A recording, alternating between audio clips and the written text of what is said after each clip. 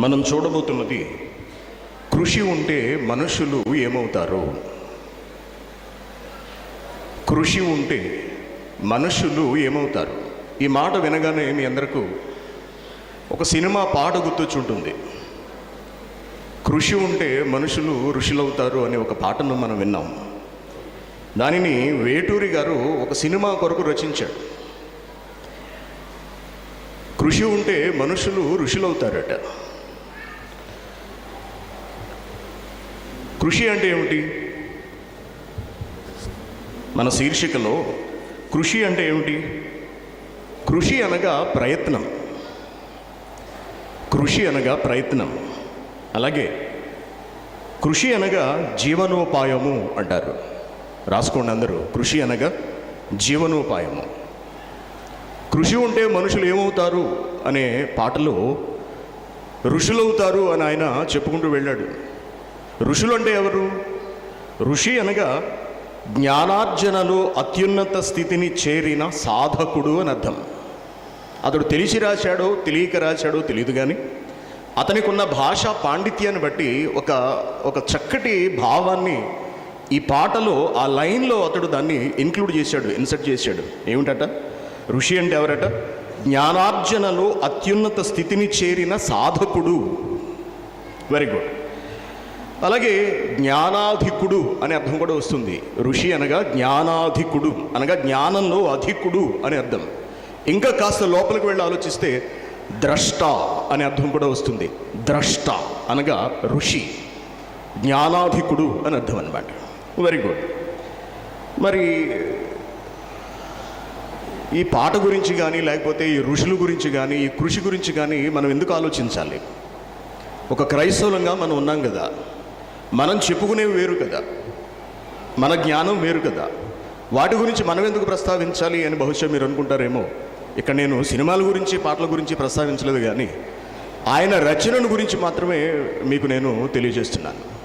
దేవుని పిల్లారా, ఈరోజు ఉదయం మనం నేర్చుకున్న ఆ సబ్జెక్ట్లో యవ్వనం తప్పక తొట్టిల్ల చేస్తుందా అనే అంశంలో యేసుక్రీస్తు గారు తొట్టిల్లకుండా ఎంతో జాగ్రత్తగా బ్రతికారు అనే సంగతిని మనం పరిశీలించాం.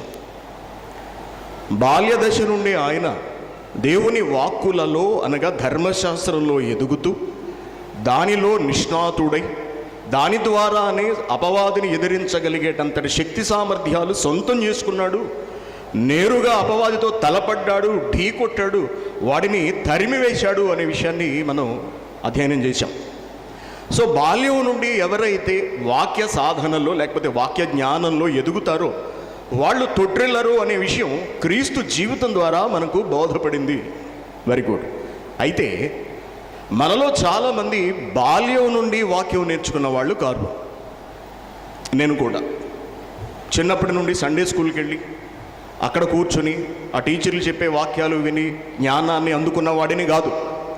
నేను కూడా మధ్యలో వచ్చిన వాడినే. ఇంచుమించు ఒక 20 ఏళ్ల క్రితం నుండే నాకు దేవుని వాక్కులు అంటే ఏమిటో, జ్ఞానం అంటే ఏమిటో పరిచయం అయింది. అంతకు ముందు వరకు కూడా నాకు తెలియదు. మరి బాల్యం నుండి పునాది పడకపోతే పరిస్థితి ఎలా ఉంటుంది? మనలో చాలామందికి బాల్యం నుండి వాక్యపు పునాది లేదు. నిర్ణీత వయసు వచ్చిన తర్వాత మనం వాక్యాన్ని నేర్చుకున్నాం. కొందరు 50 ఏళ్ళకు తెలుసుకున్న వాళ్ళు ఉన్నారు, మరికొందరు 40 ఏళ్ళకు తెలుసుకున్న వాళ్ళు ఉంటున్నారు, మరికొందరు 25 ఏళ్ళకు తెలుసుకుంటున్నారు, మరికొందరు 20 ఏళ్ళకు తెలుసుకుంటున్నారు. దేవుని దయ వలన, దేవుని సంకల్పం వలన మన విశ్వవిద్యాలయంలో, మన బైబిల్ ఓపెన్ యూనివర్సిటీస్ ఇండియా ఇంటర్నేషనల్లో మన బిడ్డల గర్భాన పుట్టిన వాళ్ళు మాత్రం చిన్నప్పటి నుండి వాక్యంలో ఎదగడాన్ని మనం చూస్తున్నాం. చాలా సంతోషం. వారు రాబోయే రోజుల్లో దేవుని జ్ఞానాన్ని బట్టి బలవంతులుగా, ధైర్యవంతులుగా నిలబడగలరు. తమ స్థితిని వాళ్ళు కాపాడుకోగలరు. యవ్వనంలో తొట్టిల్లకుండా చాలా జాగ్రత్తగా తమ బ్రతుకును వాళ్ళు తీసుకుని వెళ్ళగలరు. ఓకే, ఆ విషయం మనకు ఖచ్చితం. అయితే మరి మధ్యలో వచ్చిన మనలాంటి వాళ్ళ పరిస్థితి ఏమిటి? మనం ఎలా జీవించాలి? వాక్యాన్ని నేర్చుకున్నాం, బాగుంది. ఎంబీడీహెచ్లు చేసేసాం, చాలా సంతోషం. చాలామంది పరీక్షలు రాస్తున్న వాళ్ళు ఉన్నారు, వెరీ గుడ్. ఎంబీడీహెచ్ చేసేసాం సరే, జ్ఞానాన్ని నేర్చేసుకున్నావు సరే, జ్ఞానం ప్రకారం బ్రతుకుతున్నావా లేదా? వాక్యాన్ని నేర్చుకున్నావు, మంచిది, సంతోషం, నేర్చుకోవాలి. నేర్చుకోవలసింది దేని కొరకు?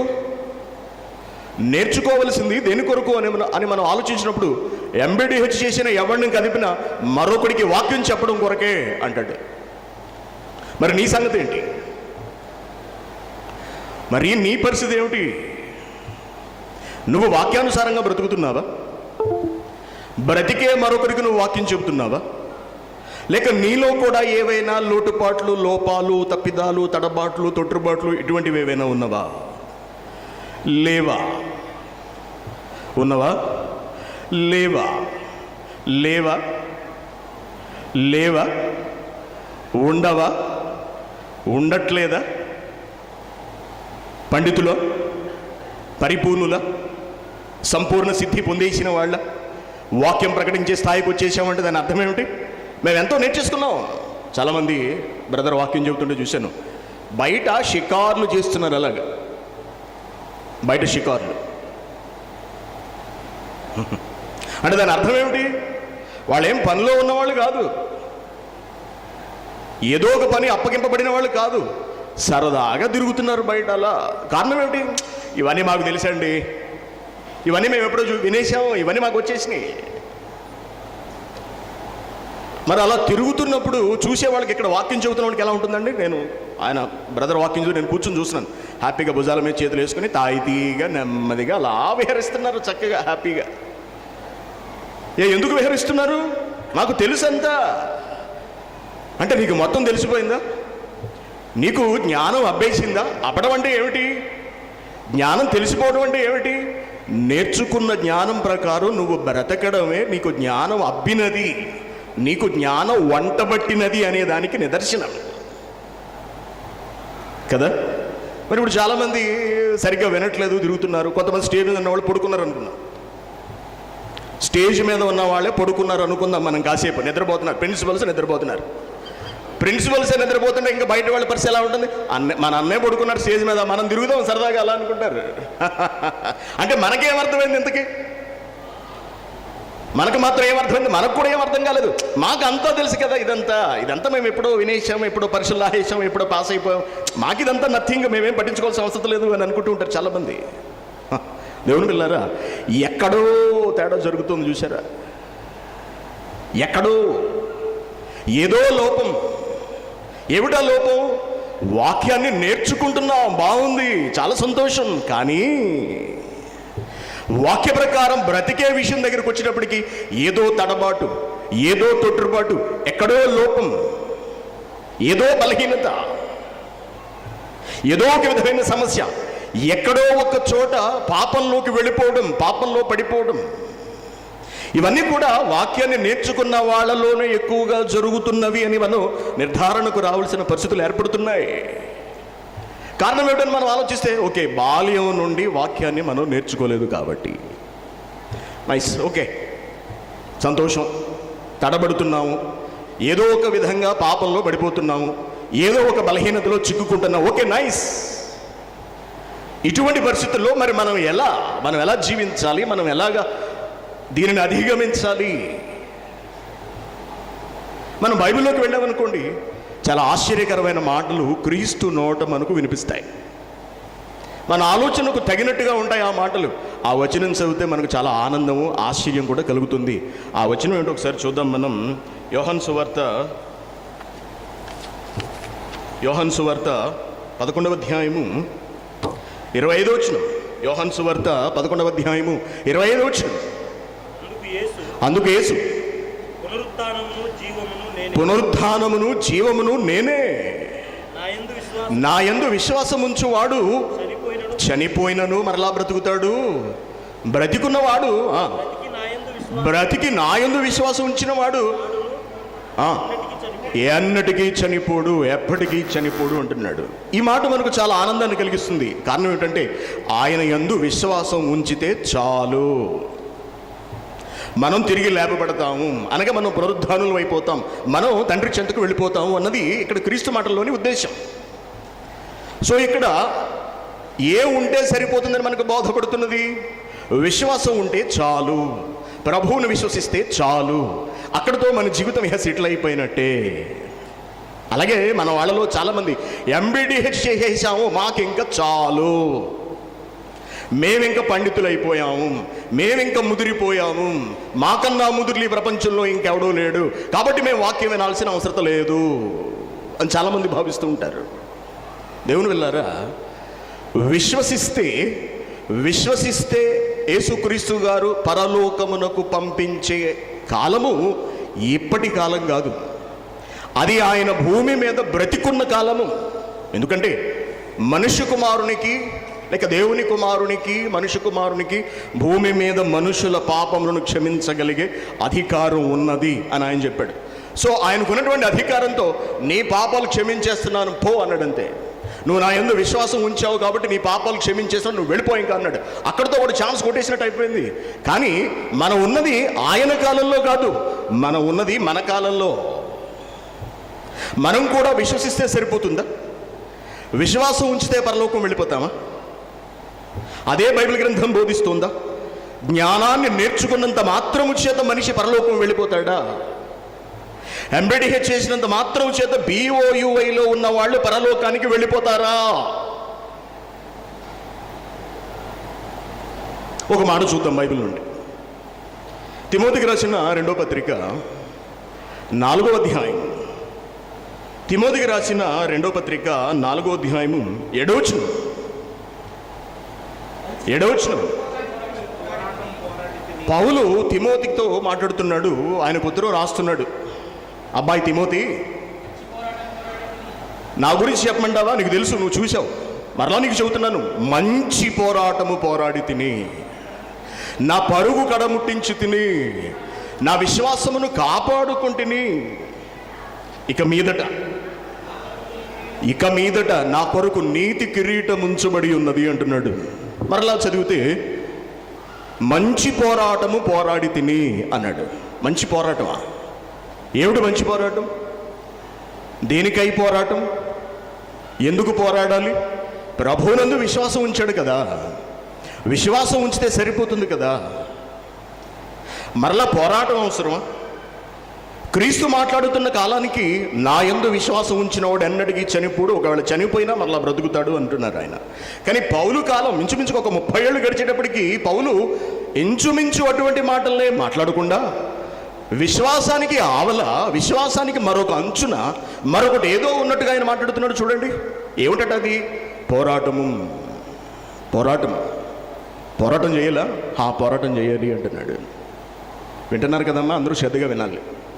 నిద్రపోకండి, ఆవలించకండి, దిక్కులు చూడకండి, శ్రద్ధగా వినండి. ఎందుకంటే ఈరోజు చివరి రోజు కదా, మీరు కొన్ని మంచి విషయాలు నేర్చుకుని ఇంటికి వెళ్ళాలి.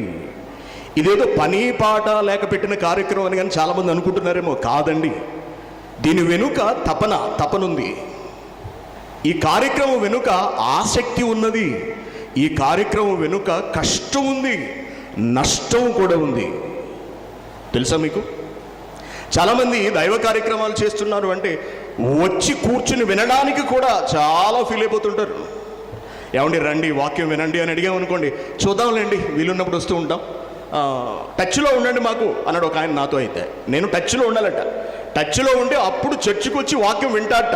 ఎంత విడ్డూరంగా ఉందో చూడండి. అంటే వినేవాడికి చెప్పేవాడు లోకం అని ఒక సామెత ఉంది చూశారు. అలాగా మన వాళ్ళ పరిస్థితి ఎలా అయిపోయిందంటే, చక్కటి సదుపాయాలన్నీ కల్పించి వాక్యాన్ని వినండి నాయన, మీరు నేర్చుకోండి, మీ బిడ్డలకు నేర్పించండి, మీ తరాలను మార్చండి అని ఒకవేళ ఎవరైనా ఒక సత్సంకల్పంతో ముందుకు వచ్చి కార్యక్రమాన్ని జరిగించాలని నిర్ణయిస్తే డబ్బులు ఎక్కువైపోయి కొట్టుకుంటున్నారు అనుకుంటారు. డబ్బులు ఎక్కువైపోయిన వాళ్ళకి అందుకే ఎలా పెడుతున్నారు ఇవన్నీ అనుకుంటున్నారు. దేవుని పిల్లలారా, డబ్బులు ఎక్కువైపోయి ఎవరు దేవుని పని చేయరండి. దేవుడిపై ప్రేమ ఉంటేనే, దేవుని ప్రజలపై శ్రద్ధ ఉంటేనే, భవిష్యత్తు తరాలను కాపాడుకోవాలి అనే ఒక తాపత్రయం ఉంటేనే ఇటువంటి భారీ కార్యక్రమాలకు సిద్ధపడతారు. తెలుసా? దీని వెనుక తపన ఉంది. తపన ఆ తపనను నేను చూశాను కనుకనే అంత దూరం నుండి ఇక్కడికి వచ్చాను నేను. ఆ తపన మన సహోదరులు వెంకటేశ్వర్ల గారిలో చూశాను. నాకు చాలా ఆశ్చర్యం అనిపించిందండి. హ్యాపీగా ఆయన ఉద్యోగం ఆయన చేసుకుని ఆయన బ్రతకగలడు. కానీ నా దేవుని కొరకు నేను పని చేయాలి బ్రదరు. నా బ్రతుకు కాలంలో నేను ఎంతో కొంత చేసి రాబోయే తరాలకు ఒక మంచి బిడ్డలను అందించి నేను వెళ్ళిపోవాలి కాబట్టి మీరు కూడా మా పనిలో భాగస్వాములు కావాలి మీరు అనేటప్పటికి నేను చాలా ఆనందించానండి. అంత సుదీర్ఘమైన ఆలోచనతో, చక్కటి ప్రణాళికతో, బహు వ్యయ ప్రయాసలతో ఏర్పాటు చేసిన కార్యక్రమం. అర్థమైందా? కాబట్టి సద్వినియోగపరచుకోండి. మేము డబ్బులు కట్టాం కదండి, మీరు ఇచ్చే డబ్బులు దీనికి పెట్టిన ఖర్చుతో ఎందుకు పనికిరానివన్నమాట. దీని ఖర్చు ముందు మీరు కట్టిన రిజిస్ట్రేషన్ ఫీజు నథింగ్, నథింగ్ అంతే, నథింగ్. కాబట్టి డబ్బులు ఇచ్చాం కదా అని అనుకోకండి, నో, అది తప్పు. కాబట్టి కష్టానికి తగిన ప్రతిఫలం రావాలి అంటే మీరు వినాలి, మీరు ఆలోచించాలి, మీరు మారాలి, మీ దృక్పథం మారాలి, మీ ఆలోచన విధానం మారాలి. ఈ రోజు నుండి మీ బ్రతుకులలో గుర్తించదగిన మార్పు రావాలి. అదే ఎంతమంది ఇక్కడ కష్టపడి పని చేయడానికి, ఆయన అంత దూరం నుంచి రావడానికి, నేను రావడానికి, సహోదరులందరూ అనేక ప్రాంతాల నుంచి రావడానికి కారణం మీలో మార్పు కొరకు, మీలో స్థిరత్వం కొరకు, మీరు బలపడడం కొరకు. ఈ విషయాన్ని మీరు గుర్తించకుండా ఏదో భోజనం చేసేవాళ్ళే, కాసేపు అలా నడుము వాలుద్దాము, కాసేపు అలా కళ్ళు మూసుకుందాం, కాసేపు తిరిగొద్దాం అని అనుకుంటే అది వ్యర్థము. కాబట్టి వినండి శ్రద్ధగా. ఇక్కడ పౌలు గారు ఏమంటున్నారంటే, మంచి పోరాటం పోరాడాను అంటున్నాడు. మంచి పోరాటం, మంచి పోరాటం. అలాగే మరొక మాట మనం చూస్తే, మొదటి పత్రిక, తిమోతికి రాసిన మొదటి పత్రిక 4వ అధ్యాయము 7వ వచనం.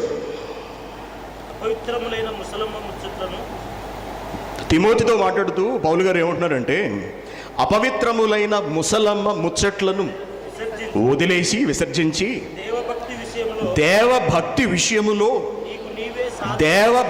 విషయములో నీకు నీవే సాధకము చేసుకోను అంటున్నాడు. చూసారా? ఒక అద్భుతమైన సలహాను పౌలు గారు యవనుడైన తిమోతికి ఇస్తున్నారు.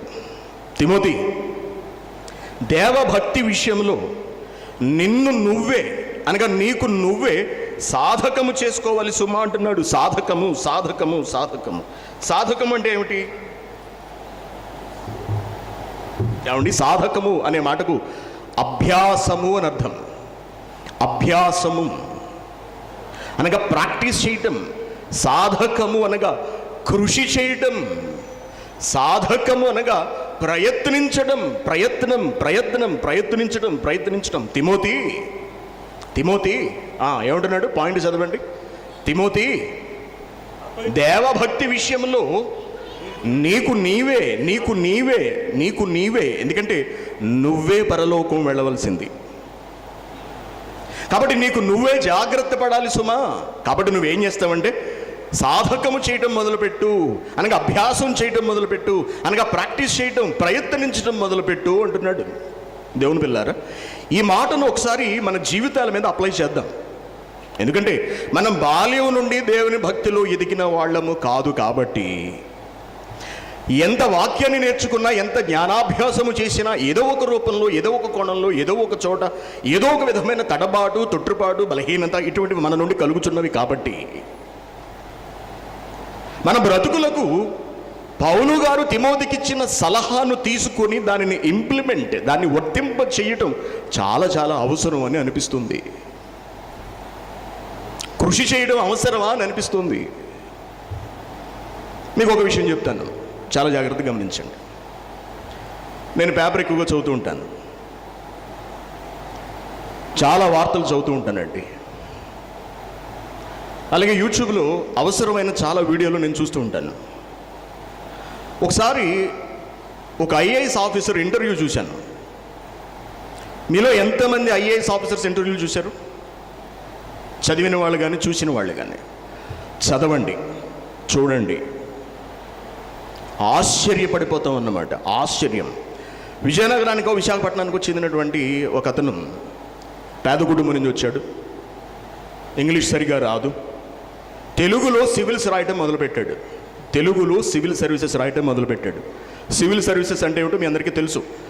కలెక్టర్ కావడానికి, సూపరింట్ ఆఫ్ పోలీస్ కావడానికి, ఇంకా భారతదేశంలో అత్యున్నతమైన ప్రభుత్వ పదవులు నిర్వహించడానికి అవసరమైన ట్రైనింగ్ లాంటిదన్నమాట.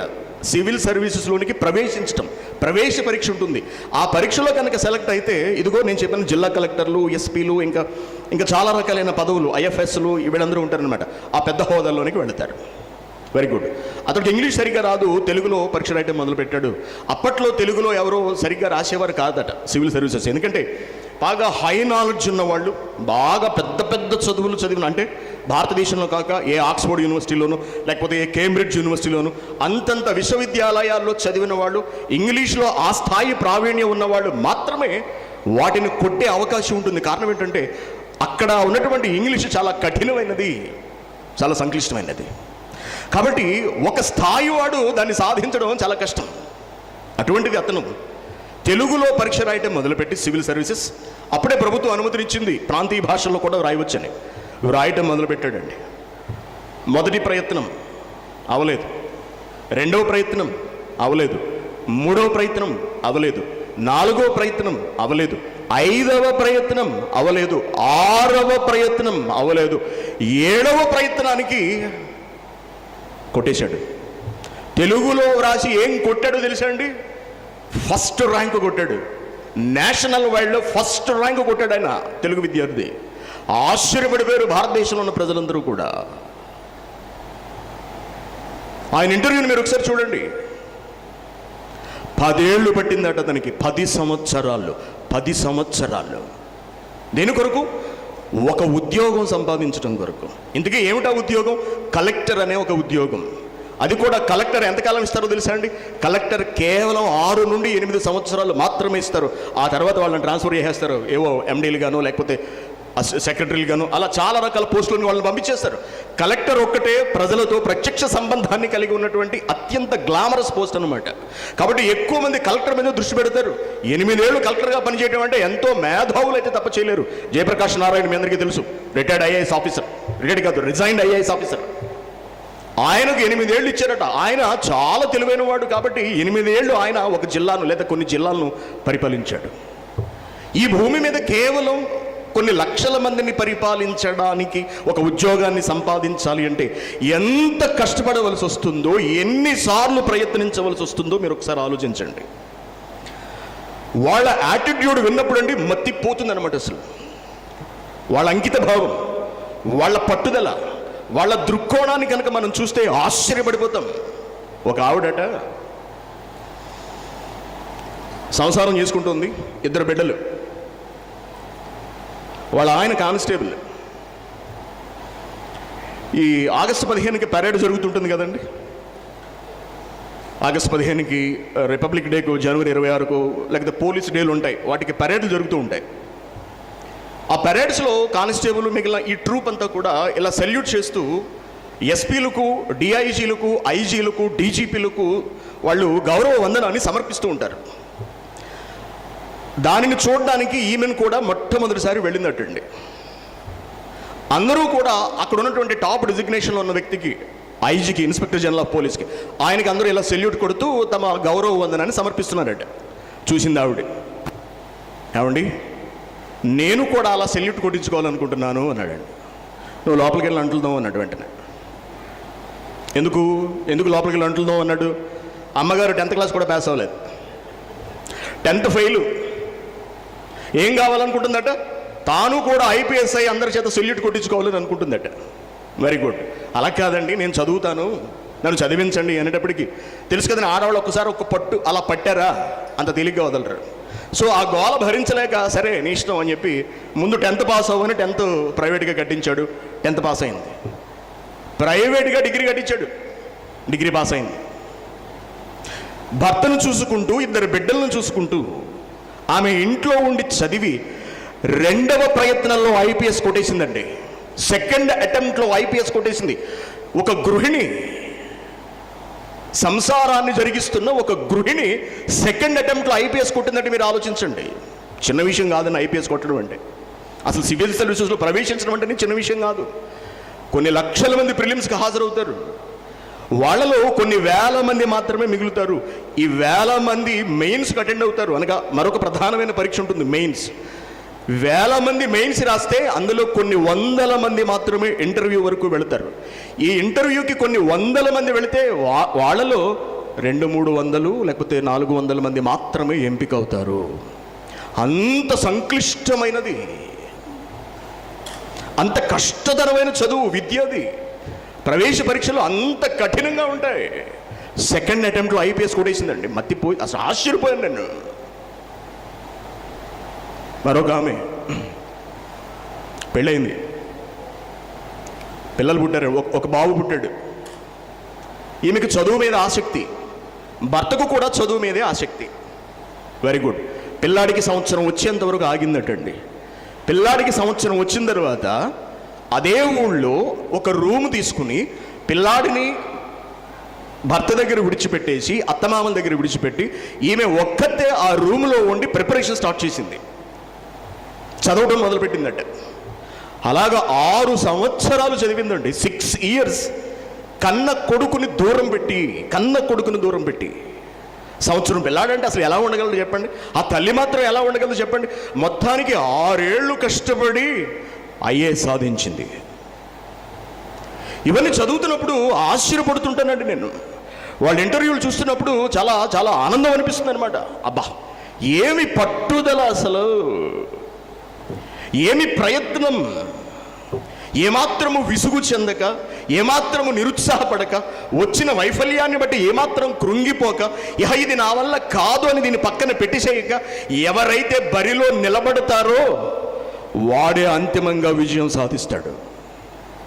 అలా సాధిస్తున్న వాళ్ళే సివిల్ సర్వీసులకు ప్రవేశిస్తున్న వాళ్ళందరూ నేను 5th అటెంప్ట్లో పాస్ అయ్యాను అంటారు, నేను 6th అటెంప్ట్లో పాస్ అయ్యాను, నేను చివరి అటెంప్ట్లో పాస్ అయ్యాను కొంతమంది చెబుతుంటారు. చివరి అటెంప్ట్ అంటే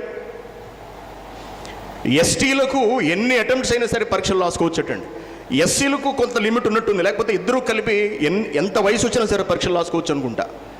బీసీలకు 9 అటెంప్ట్లు మాత్రమే ఉంటాయి, ఓన్లీ 9 అటెంప్ట్స్. ఓసీలకు అనగా అదర్ క్యాస్ట్ వాళ్ళకు కేవలం 3 అటెంప్ట్లే ఉంటాయటండి, ఓన్లీ 3 అటెంప్ట్స్. 3 అటెంప్ట్లోనే నువ్వు సాధించాలి. 3 దాటితే ఒకవేళ ఓసీలు అయితే కనుక నీకు నో ఛాన్స్, బీసీలు అయితే కనుక 9 అటెంప్ట్లో సాధించాలి. అదే ఎస్సీ ఎస్టీలు అయితే రాసుకోవచ్చు. ఎంత కఠినంగా ఉందో చూసారా? విస్తారమైన సిలబస్ ఉంటుందండి. వాళ్ళ గది నిండా పుస్తకాలే ఉంటాయి. మత్తిపోతుంది మనకు వాటిని చూస్తే. ఏంటి ఇన్ని చదవగలవా? మన చేతిలో ఎన్ని పుస్తకాలు ఉన్నాయండి? మన చేతిలో ఎన్ని పుస్తకాలు ఉన్నాయి? ఒక్కటి. దేవుని పిల్లలారా, వాళ్ళకు కూడా చాలా వైఫల్యాలు వస్తున్నాయి. ఎంతో తెలివైన వాళ్ళు, ఎంతో మేధస్సు కలిగిన వాళ్ళు తెలుసా, వాళ్ళు మనిషిని చూసి అలా అంచనా వేసేస్తారండి. ఒక డాక్యుమెంట్ వాళ్ళ ముందుకు తీసుకెళ్తే క్షణాల్లో వాడు దాన్ని చదివేసి దాన్ని నిమిషాల్లో అర్థం చేసుకుని దాని సొల్యూషన్ ఏంటో చెప్పేస్తాడు. వాళ్ళు తీసుకునే ఒక నిర్ణయం మీద కొన్ని లక్షల జీవితాలు ఆధారపడి ఉంటాయి. అందుకే వాళ్ళకు చాలా కఠినమైన పరీక్ష పెడతారు, కఠోరమైన పరీక్షలు పెడతారు. వాటిలో పాస్ అయితేనే వాళ్ళు సర్వీసులకు వెళతారు. కలెక్టర్ అనే పదవిని, సూపరింటెండెంట్ ఆఫ్ పోలీస్ అనే పదవిని వాళ్ళు నిర్వహించగలరు. వాళ్ళు తీసుకునే ఒక్క నిర్ణయం చాలా పెద్దదిగా ఉంటుంది. అందుకే వాళ్ళకు ఆ మేధస్సు అవసరం, వాళ్ళకి ఆ ట్రైనింగ్ అవసరం. వాళ్ళ వైఫల్యాలను స్వీకరిస్తారు. ఈ పరీక్ష మనం పాస్ కాలేకపోయాం కదా, ఇది మనకొద్దు అని అనుకోరు, ఇక విడిచిపెట్టారు. మళ్ళీ సాధిద్దాం, మరింత కష్టపడదాం, మరింత పక్కాగా ప్రణాళిక వేద్దాం, మరింత స్పష్టంగా చదువుదాం, మరింత కాన్సన్ట్రేట్ చేద్దాం, మరింత కష్టపడదాం, మరిన్ని రాత్రులు కూర్చుందాం, ఖచ్చితంగా సాధించి తీరుదాం అనే మాట, అనే పట్టుదల వాళ్ళలో మనకు కనిపిస్తూ ఉంటుంది. దీనినే సాధకము అంటారు. దీనినే సాధకము, ప్రాక్టీస్, అభ్యాసము, ప్రయత్నము, ప్రయత్నము, ప్రయత్నము, ప్రయత్నము, ప్రయత్నము, ప్రయత్నించు, ప్రయత్నించు, ప్రయత్నించు, ప్రయత్నించు, ప్రయత్నించు. నా వల్ల అవ్వట్లేదండి, ప్రయత్నించు. నేను చేయలేకపోతున్నానండి, ప్రయత్నించు. ఎక్కడ నీకు బలహీనతలు ఉన్నావో ఆలోచించు. వాళ్ళు ఏ సబ్జెక్ట్లో వీక్గా ఉన్నారో ఆ సబ్జెక్ట్ మీద ఎక్కువ దృష్టి పెడతారటండి. ఏ సబ్జెక్ట్లో గడిచిన పరీక్షల్లో తక్కువ మార్కులు వచ్చాయో దాని మీద ఎక్కువ కాన్సన్ట్రేట్ చేస్తారు. ఈసారి దానిలో ఉన్న లోపాన్ని సవరించుకొని దాన్ని కూడా ఒక మంచి మార్కులు వచ్చేటట్టుగా చేసుకుంటారు. వాళ్ళు ఒక పక్కా ప్రణాళికతో వాళ్ళు చదువుతారు. తెలుగు వీకా, ఇంగ్లీష్ వీకా, మ్యాథమెటిక్స్ వీకా, సోషల్లో వీక్గా ఉన్నారా, లేకపోతే జనరల్ సైన్సెస్లో వీక్గా ఉన్నారా, జనరల్ నాలెడ్జ్లో వీక్గా ఉన్నారా, దేనిలో వీక్గా ఉన్నారో చూసుకుంటారు. వాళ్ళు వాటన్నిటినీ ప్రాక్టీస్ చేసుకుంటారు, కోచింగ్ తీసుకుంటారు, లక్షలు పెడతారు, దాని మీద మొత్తానికి సాధిస్తారు. దీనినే సాధకము అంటారు. సాధకము, సాధకం. దేవుని పిల్లారు, ఇంత కష్టపడి చదివారు కదండి. ఎన్నేళ్ళు ఉంటుందో తెలుసా ఆ ఉద్యోగం? 60 ఏళ్ళు వచ్చేంత వరకు మాత్రమే ఉంటుంది. ఈలోపు ఏదన్నా జాబులో ఉండగా ఏదైనా ఒక చిన్న ఇష్యూ వచ్చిందనుకోండి, సస్పెండ్ చేస్తారు. సస్పెండ్ అంటే ఏంటో తెలుసా? తాత్కాలికంగా విధుల నుండి తొలగించడం అనమాట. ఒక కలెక్టర్ని సస్పెండ్ చేశారు అంటే ఎంత అవమానమో తెలుసా? అంటే సిగ్గుతో చచ్చిపోతారు వాళ్ళు. ఒక ఐపీఎస్ను సస్పెండ్ చేశారు అంటే అది ఎంత పెద్ద విషయమో తెలుసా అండి. అంటే ఇంత మేధస్సు ఉన్నవాడు కూడా తడబడుతుంటాడా, పడిపోతూ ఉంటాడా, సరిగ్గా ఆలోచించలేకపోతుంటాడా? ఎస్, వాళ్ళు కూడా తప్పు చేస్తుంటారు. దేవుని పిల్లలారా, కేవలం 60 ఏళ్ళు వచ్చేంత వరకు మాత్రమే ఉద్యోగంలో ఉండటానికి వాళ్ళు అంత కష్టపడుతున్నారు కదా, అంత దృష్టి పెడుతున్నారు కదా, అంత మేధస్సును వినియోగిస్తున్నారు కదా, అంత సాధన చేస్తున్నారు కదా, ప్రాక్టీస్ చేస్తున్నారు కదా, అన్ని ప్రయత్నాలు చేస్తున్నారు కదా. ప్రయత్నాలు మనం ఎప్పుడైనా మన బలహీనతల మీద, మనల్ని ఇబ్బంది పెడుతున్న వాటి మీద, దేవుని కొరకు బ్రతకలేకపోతున్న అంశాల మీద దృష్టి పెట్టి వాటిలో బలపడడానికి మనం ఎప్పుడైనా ప్రాక్టీస్ చేశామా?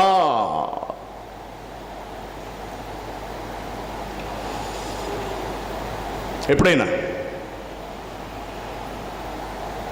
మన నుండి ఒక తప్పు దొరలకుండా ఉండడానికి విలువైన, పవిత్రమైన, పరిశుద్ధమైన జీవితాన్ని మనం గడపడానికి ఎప్పుడైనా ఒక పక్కా ప్రణాళికతో మనం అడుగులు ముందుకు వేశామా? మన హృదయం పరిస్థితి ఎలా ఉంది? మన శరీరం పరిస్థితి ఎలా ఉంది? మన ఆత్మ పరిస్థితి ఎలా ఉంది? ఎప్పుడన్నా మనం పరిశీలించి చూసుకున్నామా? నేను మీకు చెప్పాను, బైబిల్ దర్పణం. ఎటువంటి దర్పణం? నీ బాహ్యముఖాన్ని చూపిస్తుంది, అంటే నీ ప్రవర్తనను చూపిస్తుంది, నీ అంతర్ముఖాన్ని కూడా చూపిస్తుంది. అనగా నువ్వు లోపల ఎటువంటి ఆలోచనలతో ఉన్నావో దాన్ని కూడా బయటపెడుతుంది. ఈ బైబిల్ ముందుకు మీరు ఎప్పుడన్నా వచ్చారా? మీరు ఎక్కడ బలహీనంగా ఉన్నారో, ఎక్కడ తొట్టుపడుతున్నారో, ఎక్కడ దారి తప్పుతున్నారో, ఎక్కడ పాపానికి అవకాశం ఇస్తున్నారో, అది హృదయంలో జరుగుతుందా, అది నేత్రంతో జరుగుతుందా, లేకపోతే అది శరీరంతో జరుగుతుందా, లేకపోతే అది మాటతో జరుగుతుందా, లేకపోతే అది మరొక విధంగా, ఏ విధంగానైనా సరే ఎక్కడ బలహీనంగా ఉన్నామో, ఎక్కడ తప్పు దొరుకుతుందో, ఏ విషయంలో మన దేవునికి దూరంగా ఉన్నామో ఎప్పుడన్నా ఆలోచించుకుని బేరేజ్ వేసుకుని వాటిని అధిగమించే ప్రయత్నం చేశారా? ఒక ఆజ్ఞను ఎంతకాలం ఖచ్చితంగా పాటించగలిగారు? ఒక ఆజ్ఞను ఎంతకాలం ఖచ్చితంగా పాటించగలిగారు? ఎంతకాలం ఆ ఆజ్ఞలో నిలిచి ఉండగలిగారు? ఒకసారి మనం క్యాలిక్యులేట్ చేద్దాం. ఎందుకంటే ఒక చిన్న ఉద్యోగానికే వాళ్ళు అంత కష్టపడుతుంటే, వాళ్ళంతా మేధస్సును వినియోగిస్తుంటే, వాళ్ళు అన్ని క్యాలిక్యులేషన్స్ వేసుకుంటూ ఉంటే, ఏకంగా పరలోకానికే మనం వెళ్ళాలి. మనం వెళ్ళబోతున్న ఆయన ఎవరు? అపర మేధావి, మహాజ్ఞాన సంపన్నుడు కదా. పక్కనే మరొక ఆయన ఉంటారు, ఆయన యేసుక్రీస్తు. ఆయన ఎవరండి? సివిల్ సర్వీసెస్లో టాప్ ర్యాంకర్ కాదు అది. ఆఫ్టర్ ఆల్ ఆయన దేనిలో టాప్ ర్యాంకరు? పాపాన్ని జయించడంలో, పాపాన్ని మట్టు పెట్టడంలో, సాతానును రివర్స్ చేసి కొట్టడంలో ప్రపంచంలోనే నెంబర్ 1 ర్యాంకర్ ఆయన ఎవరు? యేసుక్రీస్తు. ఇప్పుడు మనం వాళ్ళ దగ్గరికి వెళ్ళాలనుకుంటున్నాం, మనకి క్లర్క్ ఉద్యోగమే రావట్లేదు. మనకి ఏ ఉద్యోగం రావట్లేదు? వార్డులకి ఏదో పెట్టారు కదా, ఏంటది వార్డు? ఆంధ్రప్రదేశ్లో వార్డు వాలంటీర్ కొట్టడమే కష్టం మనకి. సివిల్ సర్వీసెస్ ఎక్కడ? ఒక చిన్న బలహీనత విషయంలోనే మనం నిలదొక్కుకోలేక పదే పదే పడుతూ అటెంప్ట్ మీద అటెంప్ట్ మనం తీసుకుంటున్నప్పుడు, ఇక మన ప్రపంచంలోనే టాప్ ర్యాంకర్ దగ్గర ఆయన ముందు మనం ఎలా నిలవగలం? అసలు ఆలోచించారు ఎప్పుడైనా? మనమా చదివేశాం, మనకా ఎంబీడీహెచ్ అయిపోయింది, ఇక మనల్ని పట్టుకునేవాళ్ళు లేరు, మనల్ని కంట్రోల్ చేసేవాళ్ళు లేరు, మనం చెప్పిందే వేదం, మనం చెప్పిందే వాక్యం, ఈ ప్రపంచంలో ఎవరికి ఏమీ తెలీదు, అంత మాకు తెలుసు అంటాం మళ్ళీ మనం. కదా. కానీ మన బ్రతుకు దగ్గరికి వచ్చేటప్పటికి, మన ఆలోచనల దగ్గరికి వచ్చేటప్పటికి, మన హృదయం దగ్గరికి వచ్చేటప్పటికి, మన శరీరం దగ్గరికి వచ్చేటప్పటికి నేర్చుకున్న వాక్యంతో ఎక్కడ సరిపడట్లేదు. కారణం ఏమిటంటే మనల్ని మనం ఎప్పుడూ పరిశీలించి పరీక్షించుకుని చూసుకోలేదు. ఒకసారి చూద్దాం, మనం ఒక లిస్ట్ బయటికి తీద్దాం. ఈ లిస్టులో మనం ఎన్ని సాధించామో టిక్ పెట్టుకుంటూ పెడదాం. మనలో ఏమున్నవి ఏమి లేవు, ఏమున్నవి ఏమి లేవు. యేసుక్రీస్తు గారే చెప్పారు ఆ లిస్టు. ఆ లిస్టు దగ్గరికి వెళదాం ఒకసారి. మార్క్సు వార్త కదా, మార్క్సు వార్త 7వ అధ్యాయం, మార్క్సు వార్త 7వ అధ్యాయము, మార్క్సు వార్త 7వ అధ్యాయం 20వ వచనం. మనుషుని లోపలి నుండి బయలు వెళ్ళున్నది మనుషుని అపవిత్రపరచును. లోపల నుంచి బయటకు వచ్చేది మనిషిని అపవిత్రపరిచేస్తుంది. లోపల నుండి అనగా మనుషుల హృదయములలో నుండి దురాలోచన 1, జారత్వము 2, దొంగతనములు 3, నరహత్యలు 4, వ్యభిచారాలు 5, లోభములు 6, చెడుతనములు 7, కృత్రిమము 8, కామ వికారము 9, మత్సరము 10, దేవదూషణ 11, అహంభావము 12, అవివేకము 13. ఈ చెడ్డవన్నీ లోపలి నుండి అనగా మానవ హృదయంలో నుంచే బయటకు వచ్చి మనిషిని టోటల్గా కరప్ట్ చేసేస్తాయి, అపవిత్రపరిచేస్తాయి అని యేసుక్రీస్తు గారు కొండ బద్దలు కొట్టినట్టుగా చెప్పారు. Very good. ఇప్పుడు ఈ 13 లిస్టులో మనం అధిగమించినవి ఏమైనా ఉన్నవా? దీనిలో నేను సక్సెస్, నాలో ఇది లేదు, నాలో ఇది లేదు, నాలో ఇది లేదు, నాలో ఇది లేదు. మనలో ఏమేమి ఉండకూడదట? మళ్ళీ చదివితే మరలా ఒకసారి ఆ పాయింట్ చదవండి ప్లీజ్. దురాలోచన ఉందా? దురాలోచన మనకుందా? లేదా? లేదా? ఉందా? దురాలోచనలు మనకు లేవా? అంటే ఫస్ట్ అటెంప్ట్లోనే మొదటి క్వశ్చన్ దగ్గరే మనం అయిపోయాం. ఢమాల్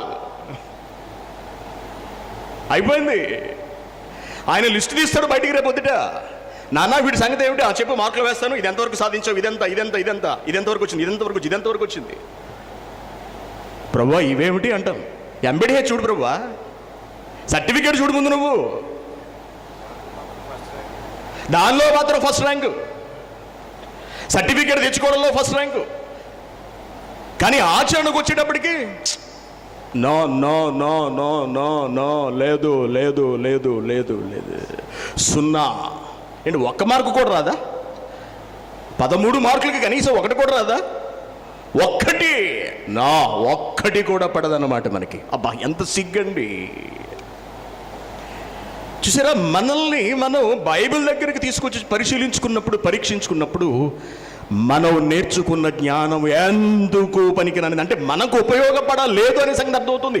జ్ఞానంలో లోపం ఉందని కాదు, నేర్చుకున్న దానిలో లోపం ఉందని కాదు, నేర్చుకున్న దాన్ని ఇంప్లిమెంట్ చేయడంలో మనం విఫలమవుతున్నాము అనే సంగతి మనకు బయటపడిపోతుంది.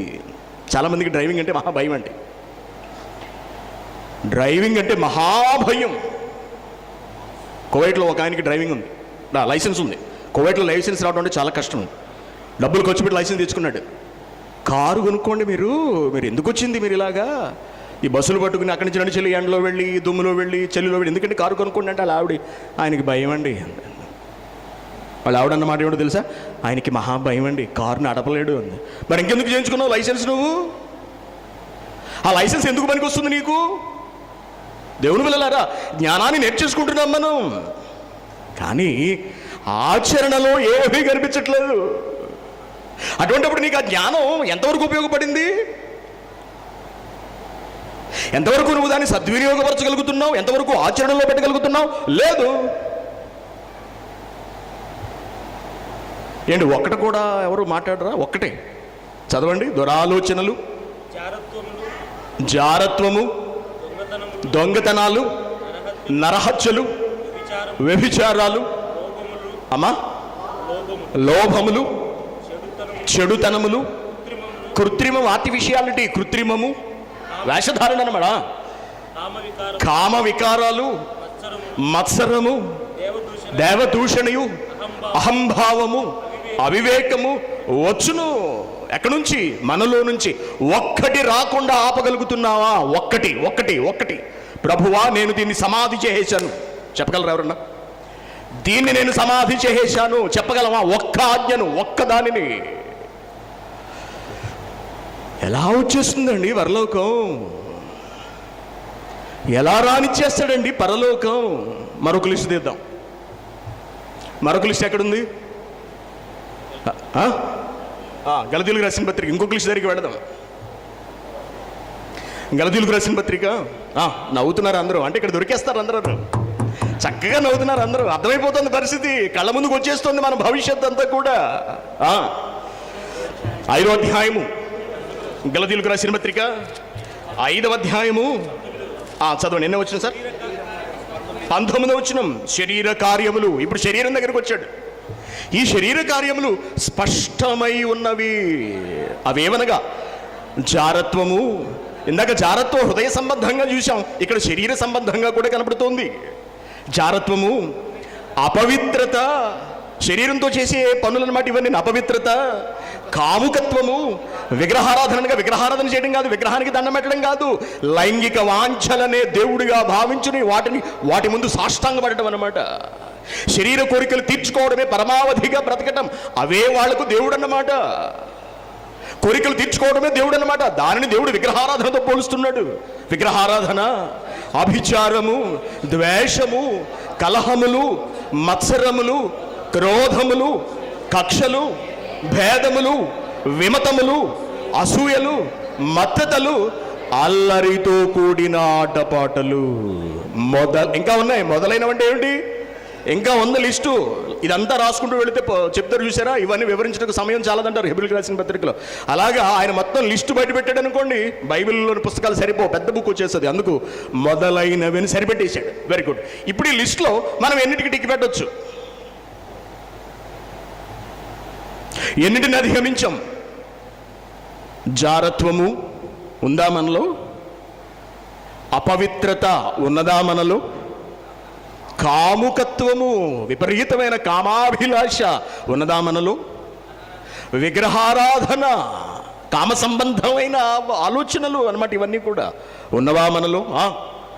వ్యభిచారం, ద్వేషములు, కలహములు, మత్సరములు, క్రోధములు,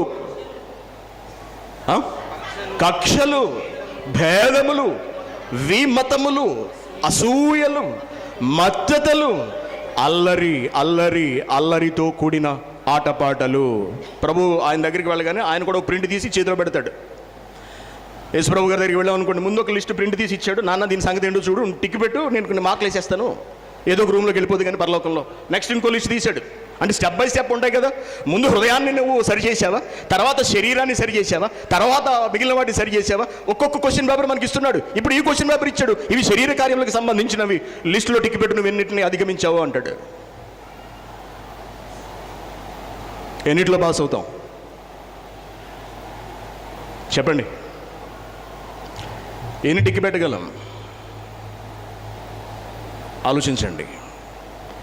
దేవుని పిల్లలారా, ఇప్పుడు మీకు అర్థం కావాలి, సాధకము, సాధన, ప్రాక్టీస్, ప్రయత్నము, కృషి. దేని కొరకు సాధకం చేయాలి? దేవభక్తి విషయములో నిన్ను నువ్వే సాధకము చేసుకో అని జ్ఞానము లోకములోనికి ప్రవేశిస్తున్న కాలములో పౌలు గారు తిమోతి గారిని హెచ్చరించాడు. నిన్ను నువ్వే అనగా నీకు నువ్వే సాధన చెయ్యాలి నాయనా. ఏంటనుకుంటున్నావు? దేవభక్తి అంటే ఏమిటనుకుంటున్నావు? దేవుడి దగ్గరికి వెళ్ళడం అంటే ఏమిటనుకుంటున్నావు అసలు నువ్వు? అదంత సులువైన విషయము కాదు, దానికి ఎంతో పోరాటం అవసరం అంటున్నాడు. ఎంతో పోరాటం.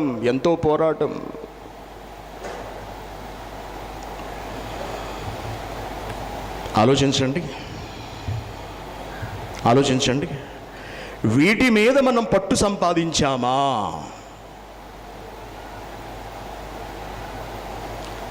దేవుడు దేన్ని చూస్తాడు? ఆయన పై రూపమును లక్ష్యపెట్టేవాడు కాడు, కానీ దేవుడు హృదయమును లక్ష్యపెట్టేవాడు. అంటే దేవుడు దేన్ని చూస్తాడో మనకి అర్థమైపోతుంది. ముందు హృదయాన్ని చూస్తాడు. ఎందుకంటే నీ లోపల ఏది ఉంటే అదే బయటికి ప్రొజెక్ట్ అవుతూ ఉంటుంది. మనలో ఎటువంటి ఆలోచనలు ఉంటే మన నుండి అవే మాటలు, మన నుండి అవే ప్రవర్తనలు, మన నుండి అవే వేషాలు అన్నీ కూడా బయటకు వస్తుంటాయి. కాబట్టి ముందు హృదయాన్ని చూస్తాడు దేవుడు. నువ్వు హృదయాన్ని ఎంతవరకు నియంత్రణలో పెట్టావు? అది కాదు ప్రభువా, నేను వాక్యం చెబుతాను ప్రతిరోజు. నువ్వు ఎంత వాక్యం చెప్పావు నేను అడగట్లేదు, ప్రశ్న సరిగ్గా విను. ఎంతవరకు నీ హృదయాన్ని నువ్వు కంట్రోల్లో పెట్టావు? నీ హృదయం నుండి చెడ్డవి రాకుండా ఎన్నిటిని నువ్వు కంట్రోల్లో చేయగలిగావు? దీనికి సమాధానం చెప్పు ముందు.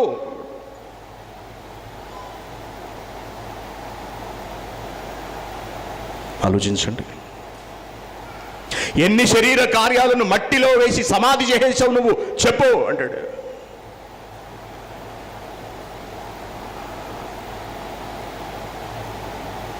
దేవుని పిల్లలారా, దేవుడు మనలను పరిశుద్ధంగా బ్రతకమని సెలవిచ్చాడు. మనం పరిశుద్ధంగా బ్రతకాలని ఆయన కోరుకుంటున్నాడు. ఎందుకంటే ఆయన పరిశుద్ధుడు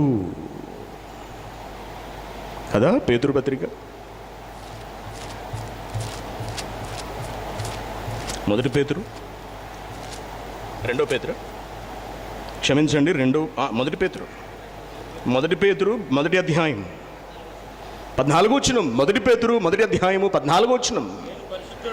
నేను పరిశుద్ధుడనై ఉన్నాను గనుక మీరును పరిశుద్ధులై ఉండాలి. పరిశుద్ధత ఎలా వస్తుంది? హృదయ సంబంధమైన పరిశుద్ధత ఉన్నదా? శరీర సంబంధమైన పరిశుద్ధత ఉన్నదా? ఎందుకంటే మనం పరలోకానికి వెళ్ళడానికి కావలసిన ప్రాథమికమైన అర్హత ఏమిటో తెలుసా అండి? ప్రాథమిక అర్హత ఏమిటో తెలుసా? పరిశుద్ధత. బ్రతుకులో పరిశుద్ధత, నడవడికలో పరిశుద్ధత, మాటలో పరిశుద్ధత, చూపులో పరిశుద్ధత, ఆలోచనలో పరిశుద్ధత. ఎన్ని క్వశ్చన్ పేపర్స్ ఉన్నాయి మన ముందు. వీటన్నిటినీ నెగ్గుకుంటూ వెళ్ళాలి. రాత్రి దేవుని అనాది సంకల్పం చూశాం కదండి. దేవుని అనాది సంకల్పాన్ని మనం BOUYలోకి వచ్చిన నాటి నుండి మనం నేర్చుకుంటున్నాం. ఏమిటా సంకల్పం? ఒకసారి చూద్దాం. మనం ఎఫెసీయులకు రాసిన పత్రిక 1వ అధ్యాయము 4వ వచనం. ఎఫెసీయులకు రాసిన పత్రిక 1వ అధ్యాయము 4వ వచనం ఏమంటున్నాడు? ఎట్లనగా తన ప్రియుని యందు తాను ఉచితముగా మనకు అనుగ్రహించిన తన కృపా మహిమకు కీర్తి కలుగునట్లు తన చిత్త ప్రకారమైన దయా సంకల్పము చొప్పున యేసుక్రీస్తు ద్వారా మనలను తనకు కుమారులనుగా స్వీకరించుటకై మనలను ముందుగా తన కోసము నిర్ణయించుకుని మనము తన ఎదుట పాపులమును దోషులమునై ఉండవలేనని, ఆయన అలా ఉన్నా పర్వాలేదని అని ఏమైనా ఉందా అక్కడ? మనం ఎలా ఉండాలట? పరిశుద్ధులు. దేనిలో పరిశుద్ధత? పొద్దున్నే లేచి స్నానం చేయడం పరిశుద్ధత ఏమండి? స్నానం చేయడం, మంచి బట్టలు కట్టుకోవడం పరిశుద్ధత? ఏది పరిశుద్ధత? పరిశుద్ధత ఎలా ఉంటుంది? అనేక రూపాలలో ఉంటుంది పరిశుద్ధత. అలా పరిశుద్ధులు, దోషములు లేని వారమ్మై ఉండవలెనని ఎప్పుడు అనుకున్నాడు? జగత్తు పునాది వేయబడక మునుపే ప్రేమ చేత ఆయన క్రీస్తులో మనలను ఏర్పరచుకుంటే మనం ఒక్కదానిని కూడా సాధించలేకపోయాం అంటే ఇంకేంటి చెప్పండి? మన భక్తి ఏంటి చెప్పండి? మనం ఎలా భక్తులు అండి? మనం ఎలా క్రైస్తవులు అండి? మనల్ని ఎలా రాణిస్తాడండి? మనకు ఆ లోకాన్ని ఇవ్వాల్సిన అవసరత ఆయనకే ఉందండి. ప్రభువా నన్ను కూడా వాడుకో ప్రభువా అని ప్రార్థన చేస్తుంటారు చాలామంది. నన్ను కూడా వాడుకో. కలెక్టర్ ఆఫీస్కి వెళ్ళి ఏమన్నా నన్ను కూడా వాడుకోండి కొంచెం కలెక్టర్గా, నాకు కూడా కలెక్టర్ ఉద్యోగం చేయాలని ఎంతో ఆశగా ఉందని అడిగి చూడండి ఒకసారి. ఎయిర్పోర్ట్కి వెళ్ళి ఏమండి విమానం నడపడం నాకు ఎంతో ఇష్టం, నేను ఖాళీగా ఉన్నా నన్ను వాడుకోండి, నేను కూడా విమానం నడుపుతాను, నాకు ఇంటి దగ్గర ఎద్దులు పడిన తోలిన అనుభవం ఉంది అని అడిగి చూడమనండి. అడిగి చూడండి ఏం జరుగుతుందో. మెడపట్టుకు బయట దూసేస్తారు. నువ్వు విమానాన్ని నడపాలి అంటే నీకంటూ కొంత అర్హత ఉండాలి. నువ్వు కలెక్టర్గా పనిచేయాలంటే నీకంటూ ఒక అర్హత నువ్వు సంపాదించుకోగలగాలి. మనం ప్రభువు చెంతకు వెళ్ళి ప్రభువుతో బ్రతకాలి అంటే మనకంటూ ఒక అర్హత ఉండాలి. అది ఎలా వస్తుంది? ప్రయత్నించాలి, కృషి చేయాలి. ప్రయత్నిస్తే సాధించలేనిదంటూ ఏదీ లేదు కదా. సాధించగలిగే జ్ఞానేంద్రియములు దేవుడు మనకు ప్రసాదించాడు కదా. హెబ్రీయులకు రాసిన పత్రికలుగా చెప్తాడు, 5వ అధ్యాయము, హెబ్రీయులకు రాసిన పత్రిక 5వ అధ్యాయము, హెబ్రీయులకు రాసిన పత్రిక 5వ అధ్యాయము 14 వచనం. వెరీ గుడ్, చదవండి సార్. 14వ వచనం. వయస్సు వచ్చిన వారు అభ్యాసము చేత అన్నాడు, చూసారా? అభ్యాసము చేత మేలు కీడులను వివేచించుటకు సాధకము చేయబడిన జ్ఞానేంద్రియములు గలవారు, జ్ఞానేంద్రియములు కలిగి ఉన్నారు గనుక బలమైన ఆహారం వాళ్ళకే తగుతుంది అంటున్నాడు. సాధకము చేయబడిన జ్ఞానేంద్రియములు, మనకు చక్కటి జ్ఞానేంద్రియాలు ఇచ్చాడు. కనుక మనకు బుద్ధినిచ్చాడు, మనకు తెలివితేటలనిచ్చాడు, మనకు జ్ఞానాన్నిచ్చాడు. దానితో నువ్వు సాధించవచ్చు. ఏమి సాధించవచ్చు? ఆఫ్టర్ ఆల్ ఐఏఎస్ కాదు, ఆఫ్టర్ ఆల్ ఐపీఎస్ కాదు, ఆఫ్టర్ ఆల్ ఐఎఫ్ఎస్ కాదు, ఏకంగా పరలోకాన్నే సాధించవచ్చు. దేనితో? సాధకము, అభ్యాసము, ప్రాక్టీస్, అభ్యాసము. మరి ప్రయత్నిస్తున్నామా? మనల్ని మనం పరీక్షించుకుంటున్నామా? మన భక్తిని మనం బేరీజు వేసుకుంటున్నామా? లేకపోతే సెమినార్లకు వచ్చి వాక్యాలు వినేసి, సెమినార్లకు వెళ్ళిపోయి వాక్యాలు వినేసి, ఎక్కడ మీటింగ్లు పెడితే అక్కడికి వెళ్ళి కూర్చుని వాక్యాలు వినేసి అన్నీ వినేస్తుంటారండి. అందరూ అంతా వినేస్తుంటారు.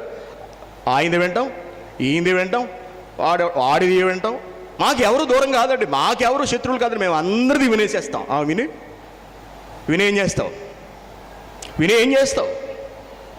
ఏమి సాధించారు? ఏమి సాధిస్తున్నారు? హృదయంలో ఉన్నవన్నీ అలాగే ఉంటాయి. ఎవరన్నా ఒక మంచి పని చేస్తుంటే దాన్ని అభినందించలేరు, దాన్ని స్వాగతించలేరు. మేము చేయకుండా ఫలానా వాళ్ళు ఎవరో చేయటం ఏమిటి కౌంటర్ వేస్తారు. పని చేస్తున్న వాళ్ళని బాధ పెడతారు. వీళ్ళు చెయ్యరు, చేసేవాళ్ళని చేయనివ్వరు. మళ్ళీ వీళ్ళు జ్ఞానంలో పండితులు, నిష్ణాతులు. నిన్ను రానిస్తాడా దేవుడు? ఇటువంటి వాళ్ళని రానిస్తాడా దేవుడు? సంఘంలో మనతోటి వాడిని మనం సహించలేము. ఎవరన్నా మంచి చీర కట్టుకొస్తే ఆడవాళ్ళు కళలు నిప్పులు పోసేసుకుంటారు. ఎవరన్నా దేవుని పని ముందుకెళ్ళి చేస్తుంటే వాడిని పట్టుకుని వెనక్కి లాగేస్తుంటారు. వాడిని నానా మాటలతో బాధ పెడుతూ ఉంటారు. ఇటువంటి బుద్ధి ఉంటే వెళ్ళిపోతావా మనం పరలోకం? నువ్వెంత నేర్చేసుకుని, నువ్వు ఎన్ని సర్టిఫికెట్లు సంపాదించేసి, నువ్వెంత వాక్యాన్ని బోధించేస్తున్నా దేవుడు రానిచ్చేస్తాడా? ఆలోచించండి ప్రేమైన దేవుని పిల్లారా. ఎక్కడ బలహీనంగా ఉన్నాం? మనలో ఉన్న లోపాలేంటి? ఈరోజు వెళ్ళండి ఇంటికి, కాగితం మీద రాసుకోండి అన్ని. హృదయ సంబంధంగా ఎటువంటి బలహీనతలు మనలో ఉన్నవి, ఎక్కడెక్కడ మనం తొట్టిల్లుతున్నామో రాసుకోండి. శరీర సంబంధంగా ఒక లిస్ట్ తయారు చేసుకోండి. ఎక్కడెక్కడ మనం తొట్టిల్లుతున్నాము, ఎక్కడ దారి తప్పిపోతున్నాం, దేనిలో బలహీనపడిపోతున్నాం, దేనిలో మనం నిలబడలేకపోతున్నాం. సిద్ధం చేసుకోండి. ఒక్కొక్క దానిని సాధించటం మొదలు పెట్టండి. హృదయ సంబంధమైన తీసుకోండి. మొట్టమొదట హృదయంలో జాగ్రత్త ఉన్నదా, దాన్ని అణిచివేయడానికి వాక్యాన్ని ముందు పెట్టుకోండి. వాక్యంతో సాధన చేయండి, తప్పనిసరిగా విజయాన్ని సాధించగలరు. దాన్ని అణిచిన తర్వాత మరొక దాని దగ్గరికి వెళ్ళండి, దాన్ని సిద్ధం చేసుకోండి. దానికి సంబంధించిన విషయాలన్నీ బైబిల్ గ్రంథం నుండి మీరు సేకరించుకోండి. దాని మీద దృష్టి పెట్టండి, దానిని అధిగమించే ప్రయత్నం చేయండి. దాన్ని సాధించిన తర్వాత దాన్ని క్లియర్ చేసిన టిక్ పెట్టుకోండి. ఎస్, దీన్ని కొట్టాను నేను, దీన్ని అదిమి పట్టాను నేను, దీనిని సమాధి చేశాను నేను. రాసుకొండలా ఒక్కొక్కటి దీనిలో విజయాన్ని పొందాను, దీన్ని సాధించాను, దీన్ని ఓడించాను, దీన్ని మట్టుపెట్టాను, ఈ బలహీనతను అధిగమించాను అని ఒక లిస్ట్ తయారు చేసుకుని వాటన్నిటినీ సాధించే ప్రయత్నాన్ని మొదలు పెట్టండి. శరీర కార్యాలన్నిటినీ కూడా ఒక్కొక్కదాన్ని ఓడించగలిగే ప్రయత్నం మొదలు పెట్టండి. సాధన చేయండి, అభ్యాసము చేయండి. అద్భుతమైన ఫలితాన్ని మీరు చూస్తారు. అద్భుతమైన ఫలితం. దేవుని పిల్లలారా, ఇలా మన నుండి కలుగుతున్న తొట్టుపాటును మనం అధిగమించవచ్చు. ఒక టేబుల్ వేసుకోండి, డేట్ వేయండి, ఆడవాళ్ళు ఏంటి మగవాళ్ళు ఏంటి. మీరు బయట తిరిగి వచ్చి ఈ సాయంత్రం ఇంటికి వచ్చిన తర్వాత ఎంతమందిని మోహపు చూపులు చూశారో గీతలు గీయండి. ఇవాళ ఒకరిని, ఇద్దరిని, ముగ్గురిని, నలుగురిని, ఐదుగురిని, ఆరుగురిని, ఏడుగురిని, 10 మందిని చూశాను. ఒకసారి చూసుకోండి ఎంతమందిని మీరు అలా చూశారో ఒకసారి జ్ఞాపకం తెచ్చుకోండి. రేపటికి ఆ సంఖ్య తగ్గాలి, ఎల్లుండికి ఆ సంఖ్య మరింత తగ్గాలి. నేను ఇవాళ ఎవరి గురించైనా చెడు ఆలోచన చేశానా? ఒకవేళ చేస్తే ఎన్నిసార్లు, ఎంతమంది గురించి చేశాను గీతలు గీసుకోండి. రేపటికి ఆ సంఖ్య తగ్గాలి. అంటే ఈరోజు మీరు దేనిలో బలహీనంగా ఉన్నారో దానిని జ్ఞాపకం తెచ్చుకుని రేపు దాన్ని అధిగమించేటట్టుగా మీరు తయారవ్వాలి. ఒకనాటికి మనలో ఉన్న ఇవన్నీ కూడా సమాధి అయిపోవాలి. సాధకము, ప్రాక్టీస్ చెయ్యలేకపోతున్నావండి, మా వల్ల కావట్లేదండి, కుదరదు. నీకు పరలోకం కావాలా? వీటన్నిటిని నువ్వు అధిగమించవలసిందే. ఎన్ని ప్రభువా, ఇన్నేళ్ల నుంచి నేను సంఘంలో ఉండి ఇన్ని వాక్యాలు విన్నాను ప్రభువా అని నువ్వు విన్న వాక్యాల లిస్టుని బట్టి దేవుడు నీకు పరలోకాన్ని ఎవడు? నో, నువ్వు సాధించవలసిందే. యవనుడా, నువ్వు సాధించవలసిందే అంటున్నాడు దేవుడు. మనం చూసాం కదా ఉదయం ఆ రిఫరెన్స్ చూద్దాం ఒకసారి, మళ్ళీ చూద్దాం. యోహాను మొదటి పత్రిక 2వ అధ్యాయంలో జస్ట్ ఆ పాయింట్ చదవండి. 5వ వచనం, ఎక్కడ 14వ వచనంలో ఉంది కదా.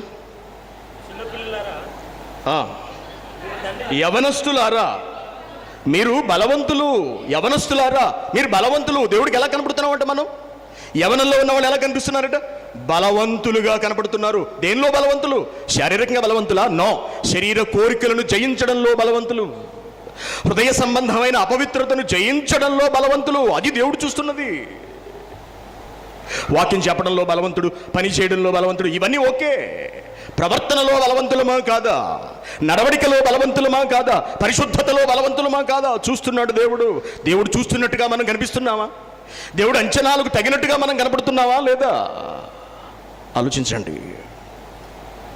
అందుకే సాధకము ప్రాక్టీస్ చేయాలి అంటున్నాడు. ప్రాక్టీస్ చేయండి. ఈ రోజు నుండి ప్రాక్టీస్ మొదలు పెట్టండి. ఎందుకు సాధించలేరో చూడండి. ఎందుకు గెలవలేం మనం? ఎందుకు అధిగమించలేం మనం ఈ లోకాన్ని? ఎందుకు శరీరాశను, ఎందుకు నేత్రాశను, ఎందుకు జీవపు డంబాన్ని, ఈ లోకంలో ఉన్న ఈ సమస్త ఆకర్షణను మనం ఎందుకు అధిగమించలేం? మనం సాధించగలం. దేని బట్టి చెప్పొచ్చు? మనం నమ్ముకున్న మహానుభావుడు సాధించాడు. ఆయన సాధించి మనకు ఒక మార్గాన్ని చూపించాడు. ఎస్, మీరు కూడా సాధించగలరు అంటున్నాడు ఆయన. అందుకే మనం సాధిస్తున్నట్టుగా ఆయనకి కనబడుతున్నది ప్రభువుకి. అదే చెబుతున్నాడు. యవనస్తులారా, మీరు బలవంతులు, మీరు బుద్ధి బలం కలిగిన వాళ్ళు, మీరు జ్ఞానం కలిగిన వాళ్ళు, మీరు సాధకము చేయబడిన జ్ఞానేంద్రియములు కలిగిన వాళ్ళు, మీరు సాధించగలరు.